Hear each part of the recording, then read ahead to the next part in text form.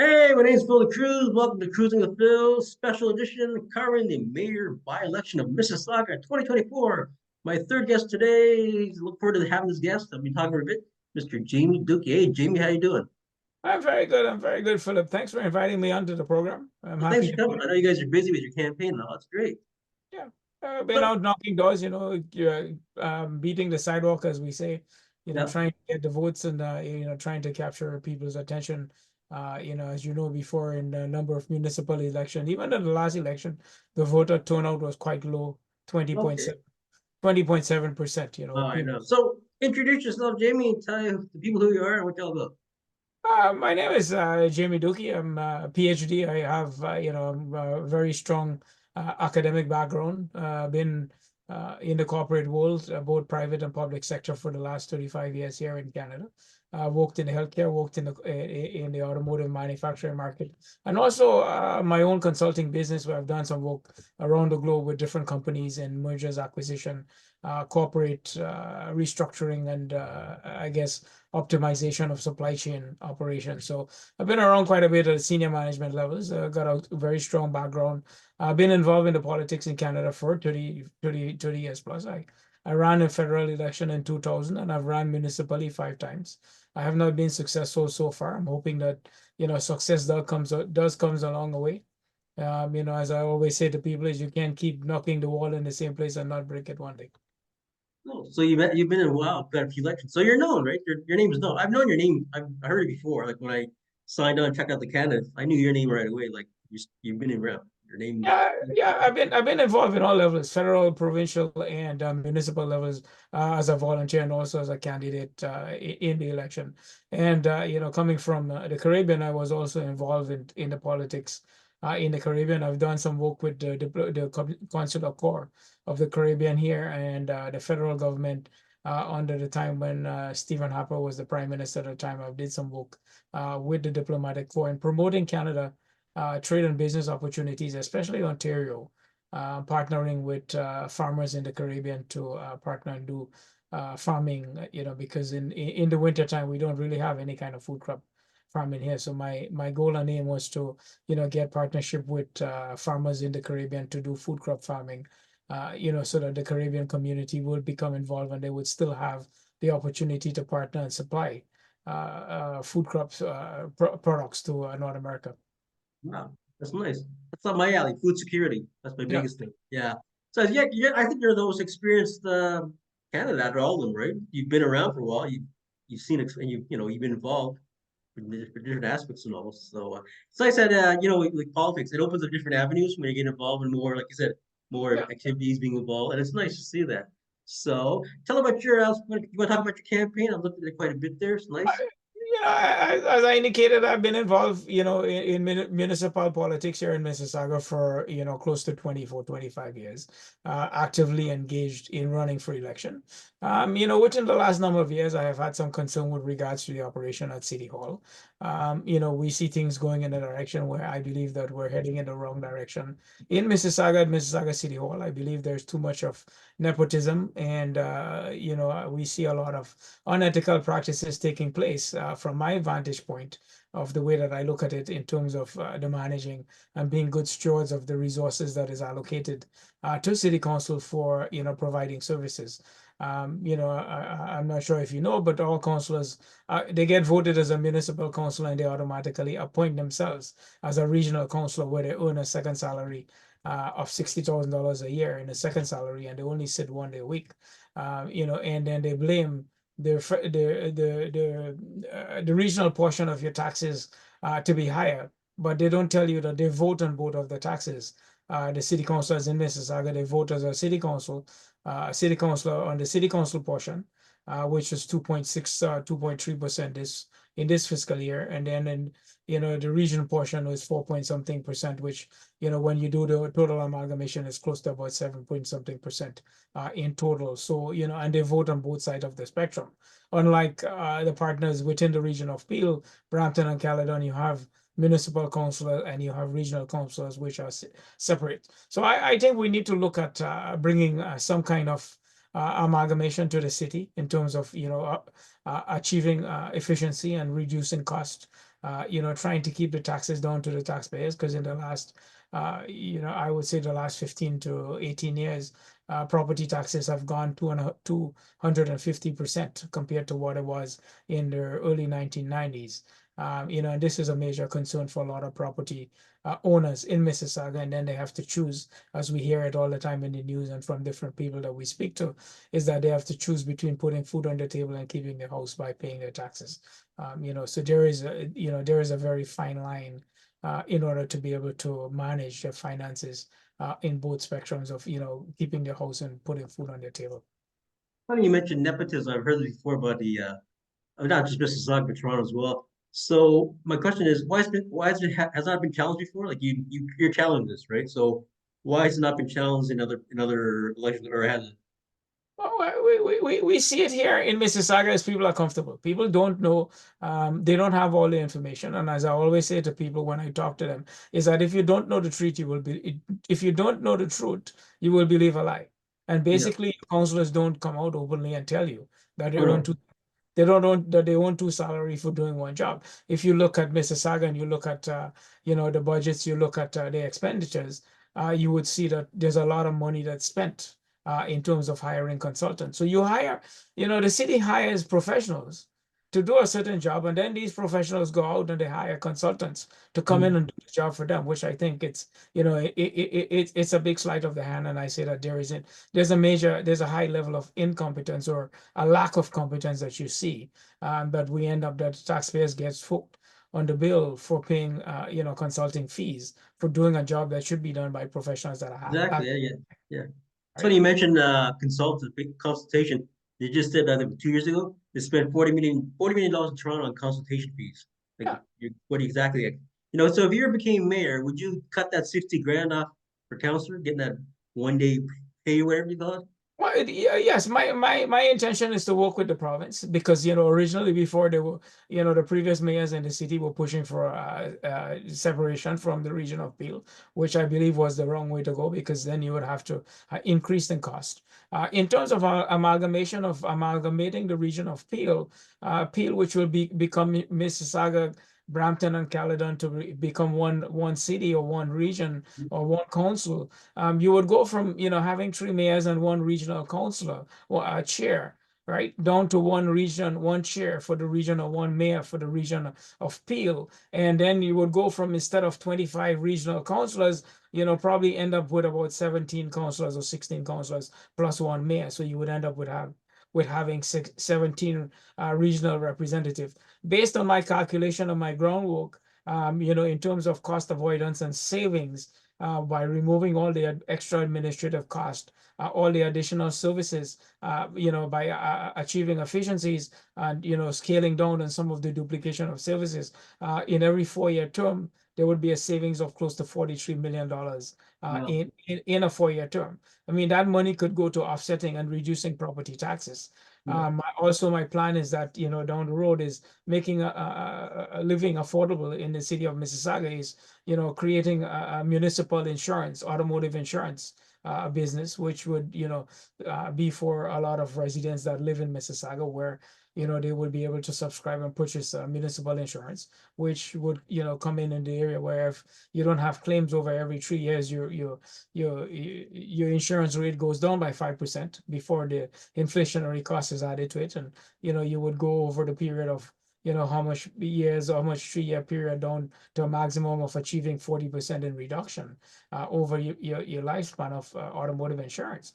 Also, in terms of creating and running a municipal lottery, which will also generate in terms of about 25 to $30 million a year in annual revenues. My target for the automotive insurance is about $35 million a year in generating revenues. Looking at mandating the registration of rental properties within the city of Mississauga, creating a policy where you would have control on getting visibility of the stock availability of rental properties in Mississauga, that exactly how to plan for future services within the city of Mississauga. And then, removing the 3-hour parking limit from the city streets, where people, get tickets if the neighbor calls in, and, the municipal enforcement officers go out and ticket them. I would say, get rid of those 3-hour limits. And, if people want to park overnight on the streets, you purchase a permit either 1 day, a monthly permit, 3 months permit, 6 months, or whatever. In total, my idea for generating revenue will raise about $103 million, and this is just only focused on the municipality of Mississauga. If we were to get amalgamation and you take it to the whole region of Peel, you'll be looking close to about $200+ million in additional revenue being generated that would be used to offset, cost increasing of property taxes. And one of my goal is also to get rid through my amalgamation is removing the city portion of your property taxes. So you would only have one level of property taxes, which would be the region of Peel portion. We'll ask you, but have you ever presented these ideas of yours to council or the government or whatever? Like all the stuff you.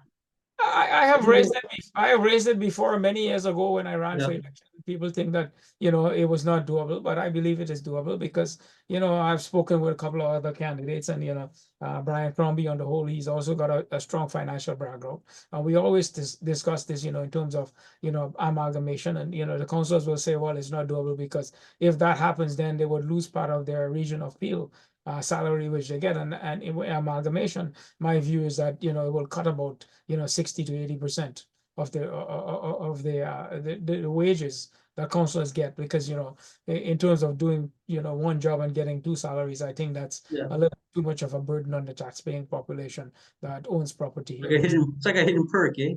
Yeah, well, It's, it is there, and they don't tell you this. It's hidden, yeah, and true.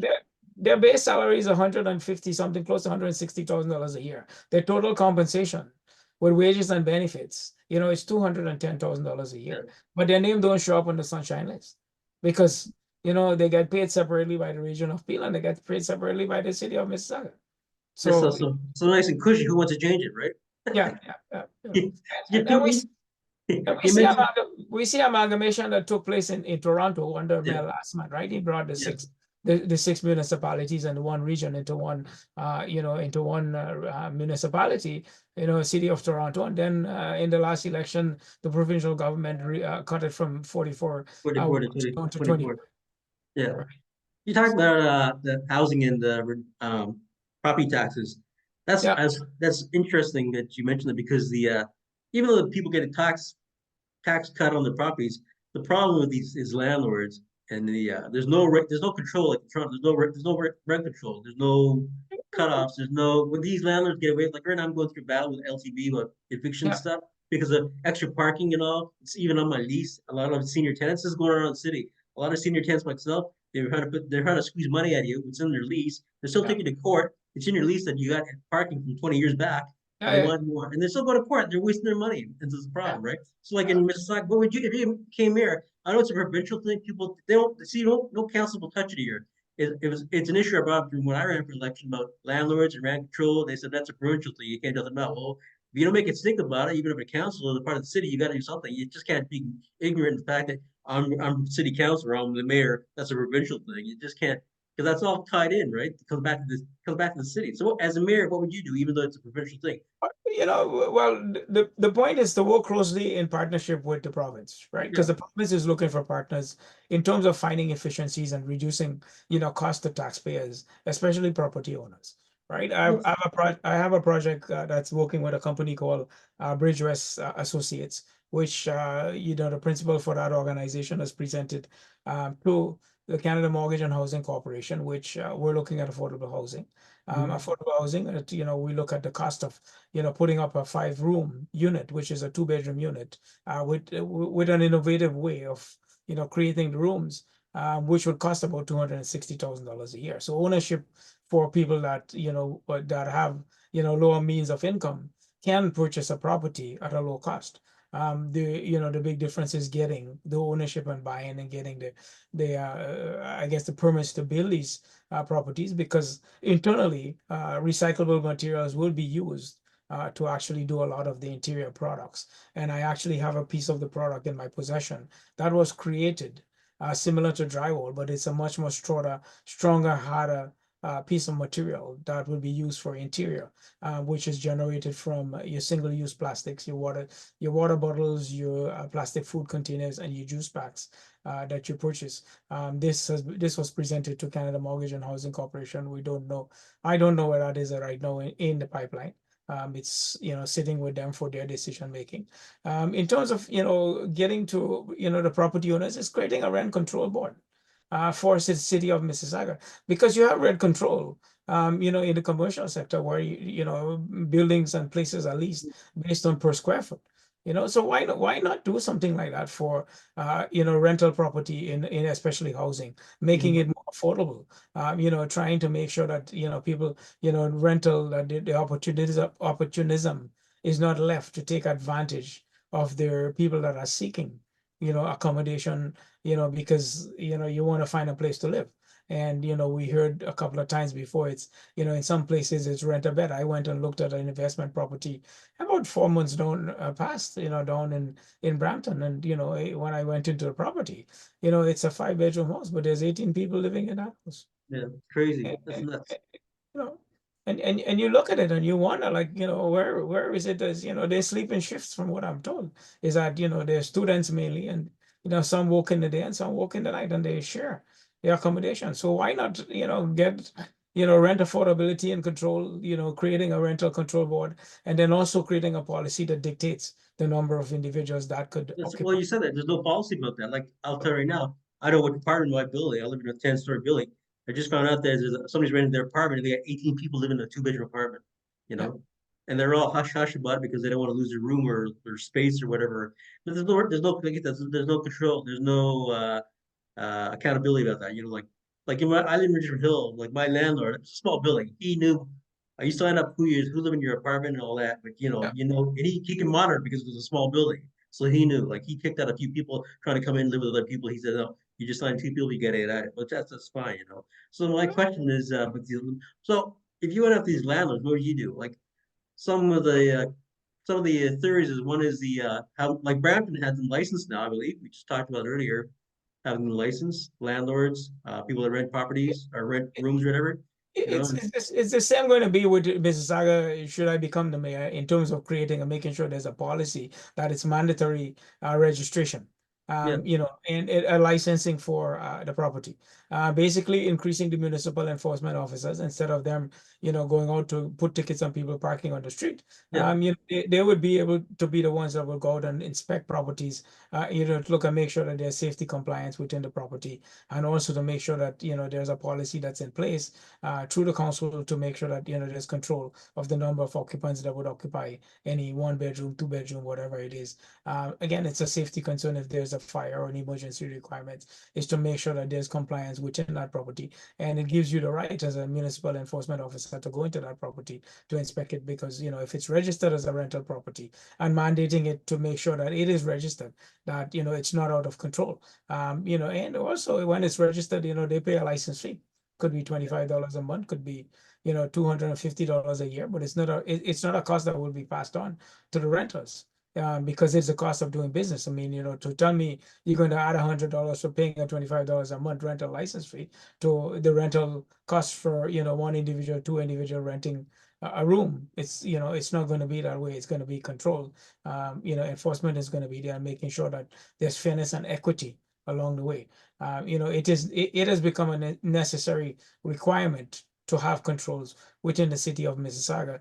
And while we see that some areas where rental owners take advantage of the opportunity of not registering their property, making sure that it's registered, because on every rental property there will be a sign that says this property is registered as a rental property with the city of Mississauga or the region of Peel, depends on how it goes out. So making sure those things are in place to guarantee down the road that policies are there for people to it's mandated and it's enforced in that area. It's really suffering is the like in Toronto, students are the ones that suffer the most with rental. You know, they're living in the shelters. Students going to college, university from overseas. It's just they can't find affordable housing. Like, I remember in Mississauga, I was applying for my animation course at Sheridan College here. I was Yeah, looking for this is back in the '80s, and they're renting rooms for like they're like 7 rooms in one basement apartment, or well, sorry, yeah, one basement, yeah, one bathroom. And I was like going to pay like 140 just back then, $140 a month yeah, just yeah, for yeah. one little tiny room, common room, bathroom. That was it. So I just decided not to. But my question is also about retail. Retail is so like it's just out of there for renting a space in a mall or whatever. Like we'll be down here at the mall. They pay $8,000 a month for that one space to put their, Yeah. it's ridiculous. That's why like now you drive around after the COVID, like it's like a ghost town. Many of the mall, like Asian Port Mall. I've been there not too long ago. I was like, oh my God, what happened here? It's like a ghost town. Like three or four, 15 stores are gone. Like that. The grocery stores are gone. Your problem in Mississauga with your rental, you well, not your rental, but your property taxes is Yeah. based on the municipal property assessment, based on what is the value of your property, not on the quality and the quantity of service that is provided for you. So when your property value goes up, your taxes will go up based on your property taxes. But if your property tax goes down, you don't see a reduction in your property tax because No, it stays where it is. And that's where I find that we need to find a right and a good formula as to how do you really impact and calculate property taxes based on the fact that it's the same service, the same amount of snowplow that's going to pass through your street, the same amount of garbage disposal pickup is going to happen. Right, so you're not getting more, but you're paying more for less or than what you're getting. So it's getting into evaluating and looking at efficiencies and delivering actually quality of service and quantity of service for the value of the money that taxpayers are being asked to fork out to pay in their property taxes, right? And this is a big thing that I see that needs to be addressed. And we look at our councillors, they're just happy and comfortable because it's all getting back into power and getting it's back in. like over here, yeah. And the taxpayers wants to have their house and they want to own their property. And what do? You're not gonna not pay your taxes because you get the threat of they're going to seize your property or whatever else it is. So in the end result is that you're going to end up finding the money somewhere in order to pay your taxes. And if it's a rental property, what do? Your renters, your occupants of your house that are renting is the one that's going to end up coming up with filling the gap or paying up on the increases to cover your taxes. Interesting, yeah. Also, I'm talking about you talk about transportation. I talked to another candidate earlier, but how the your subway had a plan back then, just way back a while back, had a like if it had gone through, it wouldn't have been done by now. It would have gone through the whole city. Your I don't know what do you call it? What do you call your transportation over there? TT, we call ours TTC. What do you call yours over there? Uh, Mississauga Transit. well, you have My Way and you have Zoom and you have Caledon, which is the transit. Yeah. My focus again, and in terms of amalgamation, is bringing the three service providers under one umbrella. So you go from three CEOs down to one CEO and one administration. Then you have a flat rate where the province took off some of the rates and blended it. If you use the TTC and you're coming to Mississauga, right? We have money spent on a Hazel McCallion line which is on Highway 10. I mean, they say it would reduce overcrowding, but I don't see that as an efficient way of doing it because you're only going to be moving the same amount of people that use that route. There's not much going to be much more new or added business onto that road, but there is the opportunity where you look at other areas like Dundas and Erin Mills area, which you have a lot of businesses down Mhm. towards the north end of around the Foreign area. If they will look at putting priority bus routes, high occupancy bus lanes into those areas, we would still see that it will serve the better good of the population rather than you tie up or you take away, some of the lanes from the highway to put, rail lines down to have a light rail transit. Yes, we want to modernize the city, but we also have to be smart, in the way that we modernize the city. The core, which is the city center core, which is around city, Square One area. We're one, yeah. Yeah, it's a busy area, but I mean, the light rail line will serve from, it's supposed to go all the way to Shoppers World from Port Credit down to the area. If we had, the subway had gone from Kipling down to Square One area or Mhm. Mississauga, we would have seen a lot more traffic moving. But the planning was not done properly, and we're suffering from it at this present time. It's funny, I actually think about Square One when you talk about it. I was going to ask you Yeah, if they plan a Square One transit to it, but not yet. That's a major hub. So yeah. that's interesting, yeah. So I was going to ask you about also the homelessness problem. Is there, you mentioned that, the Well, lack of housing. what we see, the strain is on the city. There's a lack of affordable housing. This, I've just seen today where, the region has been shortchanged 880 something $1 million in annual revenue from, transfer payments. But we can't always look at it and say, well, we have to look, for a handout from somewhere else. We have to find efficiencies in order to, to do what we have to do for our own Well, self. you Because if mentioned you mentioned earlier all the money you could save right there with all the cuts we just talked about earlier. right? Yeah. Right there, You put know, them put the money back in social services programs, health, whatever. So yeah, one thing, how do you feel about universal health care? We were talking about it earlier a while back. Like basically, like for example, like I know a lot of people, like you probably yourself, are part timers. They get no benefits because yeah, under certain hours, right? But yeah. I'd like to see where they can get the benefits, even if they're part time. Like this part time, what the cutoff is 35 hours, whatever, or it becomes full time, whatever.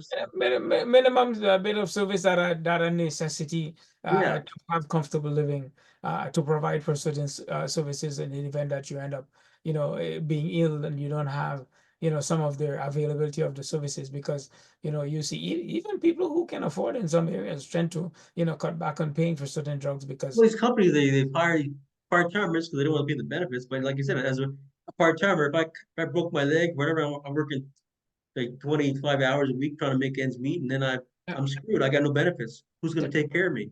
There's uh, nothing. I can't get. That's where I think it's wrong because if you're putting the time in to help make the city grow and putting back money into the city by enhancing the economy, then you should get something or at least Well, 100%. yeah, there should be something a benefit for you there because you're contributing to helping, grow and create, grow and keep a sustainable economy within the area.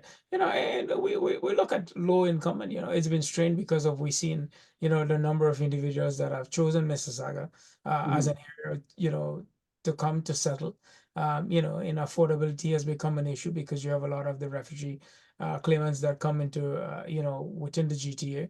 We find that there's a high number of individuals that are chosen to come to live in Mississauga. And I guess because of, blending into a population where they have individuals that are here, that are from their background, where they seem to find comfortability, in the language, in the lifestyle and the living in that area. So I think it is necessary that, the municipal governments and the regional governments don't hide, by behind keeping making excuses. Well, it's the province and it's the federal government. Yeah. If we don't have water in our kitchen, we need to find a way to get water in our kitchen. We can't blame the next door city to say, well, because they're not, they turned the pipe off in the area. Well, if we have to go to their city and pick up the water, we should go. At Mhm. least find a way to do something to, at least, and the efficiencies and the savings that we can generate. And there's a lot of charitable organization, there's a lot of benevolent organization that are out there that are willing to contribute in some area of helping, but they can't carry the full burden. And Mhm. they're looking for partners in other areas, corporate governments, other areas, right? How do you, Sad to say is that our federal government is building countries and supporting countries out there while our people in this country well, don't get me started with that one. is left to left I to see totally, where this. I'm totally against. I'm not. I got no problem with helping other countries, but when the buck starts helping our people first, My, priority, right? my mother always told me you put the light on in your house before you go light the Well, light in the neighbor's house. I don't want to get too deep into this. It's off topic of your campaign, but Yeah. wars and stuff and campaigns and Uh, money and the whole different topic. But just gotta ask you. So Jamie, I'm gonna ask you some off topic questions here. You've been in it for over 35 years in politics. So I'm gonna ask you, what keeps you motivated? What keeps you going every like year? Why did you ever get like what's the use? Like why bother? You've been doing so long. I'll keep Well, trying. my goal and aim has always been to help people, giving to people because, I've, been the chair, the regional chair for the Purchasing Management Association of Canada for the Ontario region.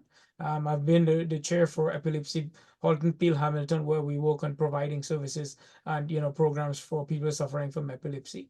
I've, been working in the diplomatic corps and, promoting trade and business opportunities in Canada and helping opening doors for where we could find economic growth for the farmers within Canada. Because as you know, in previous times we hear, in California and Florida, the orange crops have been destroyed, because of the cold weathers in those areas. And I think that if we could find partnership and bridge the gap in some of the tropical countries in the Caribbean where they don't have the opportunity and they get partners here in North America, to create an economy for those developing nations to do that. And I have built relationship along the consular corps and the diplomatic corps of the Caribbean in terms of helping and working closely with consul generals, in terms of promoting trade and business opportunities for people from the countries that they represent. So for me, it's the passion to, to deliver finding where the opportunities exist and connecting people who don't know where the opportunities exist to those opportunities to help them build a better life. And in doing so, finding fulfillment for, giving back to humanity for the gifts that I have been given in terms of, through my career pathway and, the ability and the opportunity to serve into communities where I find my identity. They got a big heart, basically. We say a big heart, but they say your heart is the size of your fist because I've worked in the in the pathological area before, so I've seen the heart in many areas. So we look at it and we say inside of the heart you don't see anything except just blood vessels, right? But in Yeah, the mind, and in the conscience, there is a passion that drives, you know, drives the individual, yeah, to be right. And we see there's a lot of fulfillment that people tend to find, a lot of fulfillment in, going out there and just helping, provide something for an individual, or even just providing, even a meal to one person makes a big difference. yeah. To ask you a question, all your experience, you ever thought of doing a mentoring program for yourself as a Uh, volunteer? I have done that because of my time as, as a regional chair for the Purchasing Management Association. I've done mentoring, I've done career guidance So through what, some what of. exactly have you done for mentoring? Like taking people under your wing and guiding them about politics or what? Yeah, well, not in the political, in the career pathway of of the secular world, in corporate, the secular world of opportunities in career pathway through supply chain operations in the medical field, talking to individuals where what the career pathways they should be looking at in the medical fields, because I have a younger son who is a medical doctor. I have a niece that is also a medical doctor. I have a niece that is a lawyer, and my oldest son is an optician. They're all in the field of professional. So we look at opportunities. As I say to them, is that when you go to school and you go out and you go and get a degree, you shouldn't just be chasing a degree just when you come out from school. Yeah. Is that you have to be chasing for jobs. We Do you go have use three? you, You have three kids? Three kids? two, Two? So I yeah, was two. asking you when they see dad in politics and all the stuff you've done, all the things you mentioned, and when it comes back, it reflects on your kids when they see how dad's volunteering and taking care of the community and giving back with his heart. They must, it's a good reflection not on your kids, but also their friends. They see, like their friend's dad and the way he does things, and it But just, I always believe that, like you start changing your reaction, just even after doing the interview, people watch the interview, they hear you talking, it might inspire other people to do things like, hey, I like what Jamie, I like his ideas, I like what he did, I like what he, I want to do, I want to get involved with what he does, or it just, shoots off the wall, and your presence alone will just inspire other people. I always believe that. You may yeah, not realize it one day. They may come back and say, "Hey, Jamie, I did this program because I saw your interview, or I saw you doing something running for mayor." I said, "I'm going to do it if you can do it." It's just I've, nice. I've, I've mentored two individuals that ended up in getting their PhD. Yeah, And they're now lecturers at universities in the US. My kids, they go out with me and volunteer. They've been around volunteering, Christmas, during the Christmas season, I worked at Camish for a couple of years, and they would go with me to Camish to, we'd hand out cookies and candies to some of the clients and, and the staff that work there, and they walk around and they see individuals and they're able to do. I've had a charity that, we fed the people on the streets in Toronto every year. I would sponsor the meals and we would serve it out of St. Francis Table, which is a charitable soup kitchen down in Queen Street. My kids would go with me, my family will go and will volunteer in serving the meals to the people that come in off the streets, and they sit at the table and we serve them meals at the table. And then my kids, I've kept them close in terms of volunteering and teaching them, good. is that despite the fact that they are in their occupation, is that, whenever they have the opportunity, always take 1 week of their vacation and find somewhere to go and serve back and give back into the community, as it is, because we have been gifted and we live in a part of the world where we are privileged to an Mhm. extent where some places people don't have to do that. Right. And we have done, through a lot of number of charities, we have sponsored wells, we have sponsored operation, through my family personally to help kids, get on their feet to do things, through corrective surgery in different parts of the world. So, my kids have been involved in terms of seeing and knowing, that humanity is a big part of our, the blessings that we would get that would follow. That's nice. We sow seeds today, and as people would say, you pay it forward. Yeah, you're being humble. You're saying like we're privileged. May always be thankful what you got. Don't take for granted what you always have, and just by being humble, you also are you're more we're in tune with people's needs as well. So you got about 2 minutes left here, Jamie. You want to end it off? Tell me why should people vote for you to be mayor? Why should you be the next mayor? Again, my website is www.dookiefrommayor.com. My phone number is 416-454-0726. I have a very good platform where my platform is based on three major points: cutting your property taxes, getting your municipal portion down to zero, making living affordable in the city of Mississauga, and creating a great city of Mississauga, and then creating safe communities. Because I have a project that's on the go right now that, as you know, there's a lot of auto theft, and this project that is on the go is a special piece of equipment that will be attached to your vehicle and be connected through your computer, similar through an adaptation of an app that works similar to your Sirius XM radio, that is proprietary to your specific app, your connectability, or or as your Google driverless technology, which would help to identify where your vehicle is at any given time once the electronics are engaged, or wherever your vehicle is located, and it will give you the opportunity to shut your vehicle down wherever it is through that connectivity.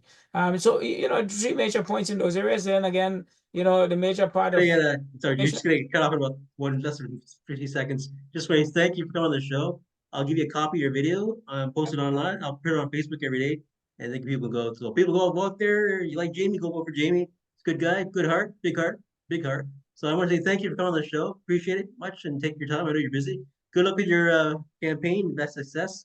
And let's keep in touch. I love your ideas, and let's share some stuff. I love it. Yeah, definitely. Thanks for inviting me on, and I appreciate it. Voters, please go out and vote for Jamie Dookie. Thank you, Great. Philip. Have That's it. yourself a You too. Have a wonderful good evening. night. You too, buddy.